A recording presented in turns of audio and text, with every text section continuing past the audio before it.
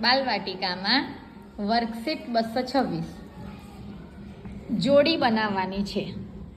અહીં ચિત્ર ઓળખવાનું છે, એની સામે એની જોડી બનાવવાની છે. ચાલો પહેલાં શું છે? કચરો. ક્યાં જોડશો? ડસ્ટબિનમાં. Very good. કચરો ડસ્ટબિનમાં નાખવો જોઈએ. ચાલો પછી આ શું છે? નખ. હા, મોટા નખ છે. તેને શેની સાથે જોડશો? શું છે? નેલ કટર જોડે. બરાબર. સ્વચ્છતાના સાધનો છે. ચલો હવે આ વાળ ઓળવા માટે. હા, વાળ ઓળવા માટે. એટલે વાળ કાંસકો.